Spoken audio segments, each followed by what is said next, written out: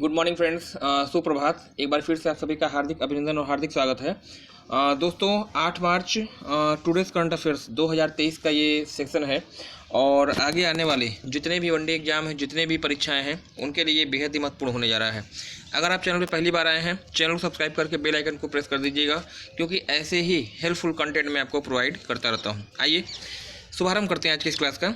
जो पहला प्रश्न आपको दिया गया है, पूछा गया है, हाल ही में किस शहर में देश का पहला दिव्यांग पार्क स्थापित किया गया है? देश का पहला यहाँ पे नहीं होगा, छठवां ये पूछना चाह रहा, मुझे लग रहा है कि पहला तो अलग आपका हो जाएगा। हाल ही में किस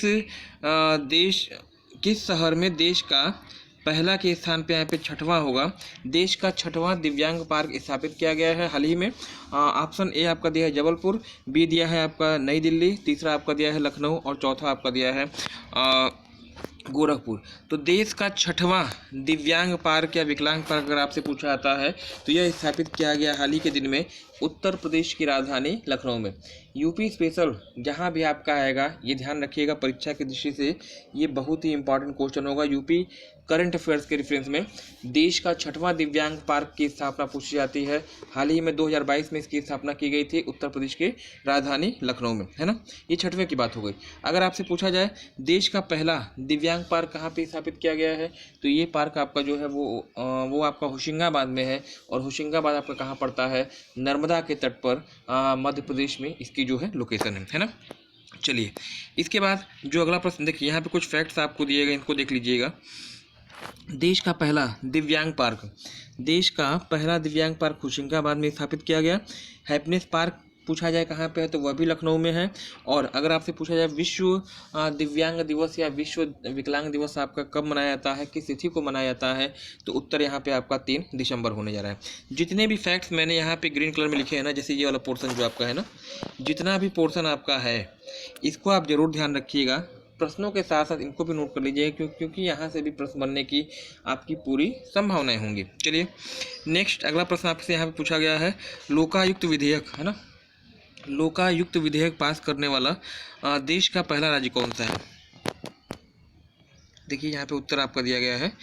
लोकायुक्त विधेयक पास करने वाला देश का पहला राज्य कौन सा है?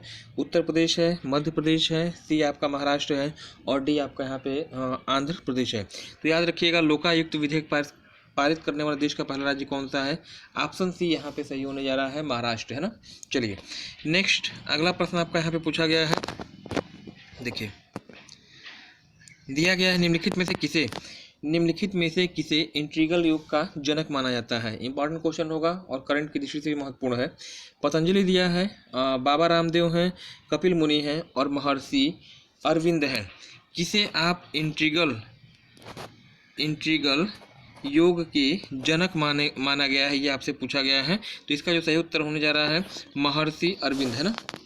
ऑप्शन डी यहाँ पे आपका सही होगा। महर्षि अरविंद को जो है इंटीग्रल योग का जनक माना जाता है, ये याद रखिएगा। इसके संबंध में कुछ फैक्ट महत्वपूर्ण चीज़ें हैं, उनको आप यहाँ पे ध्यान रखिए। देखिए यहाँ पे दिया गया है 13 दिसंबर सन 2022 को महर्षि अरविंद की स्मृति में 150 रुपये का सिक्का जारी किया गया। इन्हें इंटीग्रल योग का जनक माना जाता है। इन्होंने वंदे मातरम अखबार का प्रकाशन किया है ना। तो ये जो फैक्ट है ना, ये वाला पोर्शन, इसको जो है आपको हर हालत में आपको इतना पोर्शन आपको याद करना ही पड़ेगा, क्योंकि आने वाले समय में यहाँ से प्रश्न आपके बन सकते हैं या बनते हैं, है ना। चलिए नेक्स्ट अगला प्रश्न आपसे यहाँ पूछा गया है, मोपा अंतर्राष्ट्रीय हवाई अड्डा भारत के किस राज्य में है? हाल ही में इसकी स्थापना की गई, इसलिए आपके लिए इंपॉर्टेंट होने जा रहा है। जो उत्तर आपका दिया गया है नोएडा है, पणजी है, गोवा, मतलब नोएडा आपका उत्तर प्रदेश, पणजी आपका गोवा में, नई दिल्ली और गांधीनगर। मोपा अंतर्राष्ट्रीय हवाई अड्डा, इसका जो फुल फॉर्म पहले ध्यान रखिएगा। मोपा अंतर्राष्ट्रीय हवाई अड्डा, म से आपका मनोहर और प से आपका पारिकर, मनोहर पारिकर की स्मृति में मोपा अंतर्राष्ट्रीय हवाई अड्डे का निर्माण किया गया था। और ये कहाँ पर स्थित है? तो मनोहर पारिकर संबंध कहाँ से था? गोवा से था। तो इसकी जो लोकेशन आपकी होगी ऑप्शन बी आपके सही हो जा रहा है। मोपा अंतर्राष्ट्रीय हवाई अड्डा कहाँ पे है? गोवा में, गोवा की राजधानी पणजी में जो है इसकी लोकेशन होगी। मनोहर पारिकर को की स्मृति में इस हवाई अड्डे का निर्माण किया गया है। चलिए नेक्स्ट अगला प्रश्न आपसे पूछा गया यहाँ पे,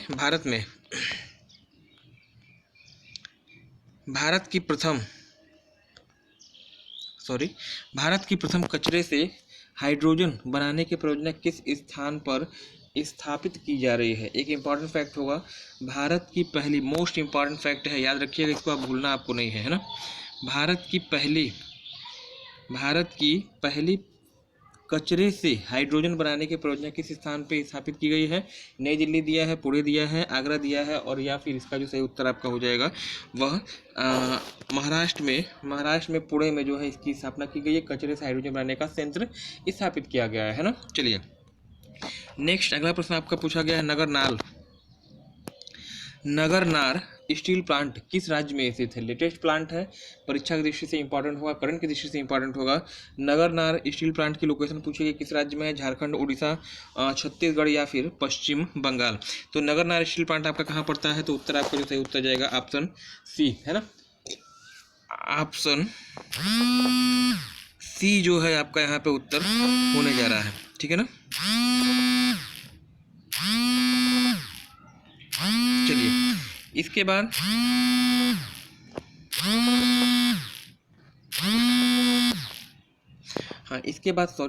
नगरनार स्टील प्लांट की स्थापना कहाँ पे है वो आपसे पूछा गया है, तो उत्तर आप बता दीजिएगा छत्तीसगढ़ में ना। चलिए इसके अलावा कुछ और फैक्ट हैं जो कि स्टील प्लांट से हमेशा एग्जाम में आपके बनते हैं, उसको भी देख लीजिएगा यहाँ पे पास में।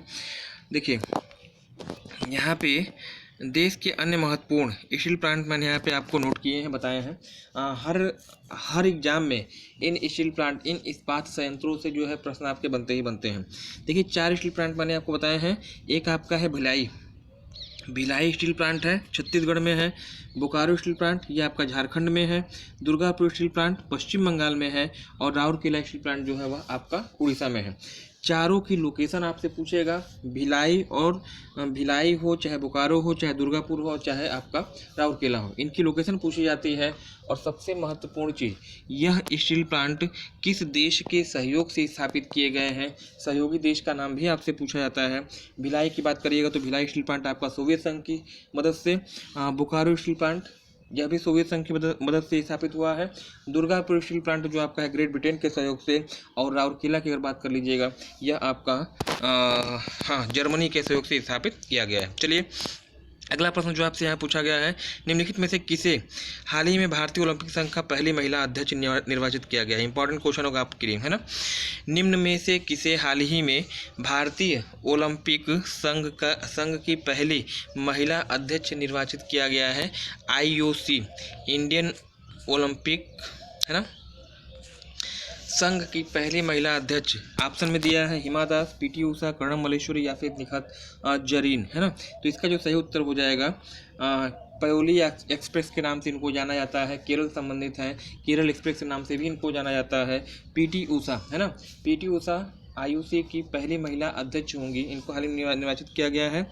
हिमा दास का संबंध असम से है, असम की ब्रांड एम्बेसडर हैं।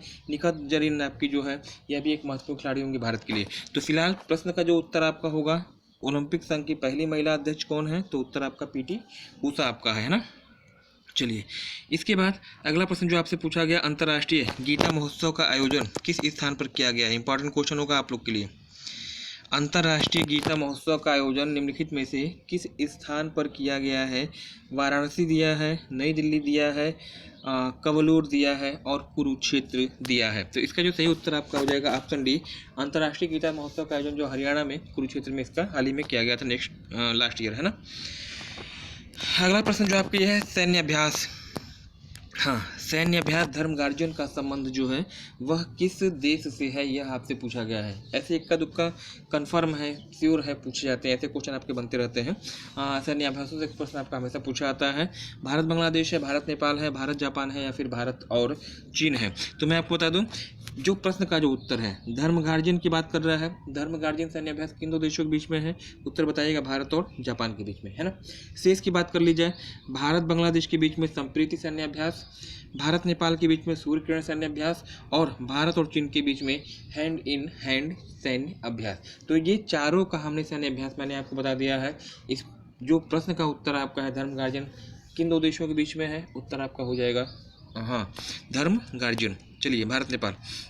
अंतिम क्वेश्चन आपका है GI टैग प्राप्त, देखिएगा जीआई टैग प्राप्त ओना टुकड़ा तिल का संबंध जो है वह किस राज्य से है। एक तिल है, इसे जीआई टैग दिया गया है, कहाँ से है? ऑप्शन सी इसका सही उत्तर हो जाएगा केरला। केरल से ये बिलोंग करता है जीआई टैग। जीआई टैग की जो शुभारंभ हुआ है वह 2004 ईस्वी से माना जाता है और सबसे पहले पश्चिम बंगाल की दार्जिलिंग की चाय को जो है वह दिया गया था पहला जीआई टैग, है ना। चलिए इसके बाद देखिए, हाँ महत्वपूर्ण जीआई टैग यहाँ पे देख लीजिएगा क्या दिया गया है। तंदूर लाल चना आपका है, तंदूर लाल चना आपका तेलंगाना से रिलेटेड है। असमिया गोमछा या गमछा कहिएगा असम से है। अलीबाग सफ़ेद प्याज आपका महाराष्ट्र से, कतलूर लहसुन आपका केरला है और ओना टुकड़ा तिल आपका जो है वह केरल से है। तो ये कुछ महत्वपूर्ण जीआई टैग हैं संबंधित राज्य। कभी कभी आपसे एग्जाम पूछ लेता है, इसको आपको ध्यान देना होगा। चलिए कल का उत्तर, कल एक प्रश्न मैंने आपसे पूछा था, अगर आपको याद हो लास्ट वीडियो में, अंतर्राष्ट्रीय मातृभाषा दिवस है ना, अंतर्राष्ट्रीय मातृभाषा दिवस किस तिथि को मनाया जाता है, ये आपसे पूछा गया है। तो इसका जो उत्तर आपका होगा, ऑप्शन में दिया गया था 20 फरवरी, 21 फरवरी, 22 फरवरी या फिर 24 फरवरी। तो जो इसका उत्तर आपका हो जाएगा ऑप्शन बी, है ना। 21 फरवरी को प्रत्येक वर्ष मातृभाषा दिवस के रूप में मनाया जाता है। चलिए ये तो कल के प्रश्न का उत्तर हो गया। आज के प्रश्न देख लिया जाए कौन सा है। अंतर्राष्ट्रीय विमानन सुरक्षा रैंकिंग में भारत किस स्थान पर है, किस पायदान पे है, यह आपको कमेंट सेक्शन में कमेंट करके बताना है। 48 दिया है, 47 दिया है, 46 दिया है या फिर 49 दिया है। अंतर्राष्ट्रीय विमानन सुरक्षा रैंकिंग में भारत की स्थिति किस पायदान पे है ना। तो ये रहा महत्वपूर्ण प्रश्न आज के लिए। कल पुनः मुलाकात आपकी होगी। धन्यवाद। Have a nice day.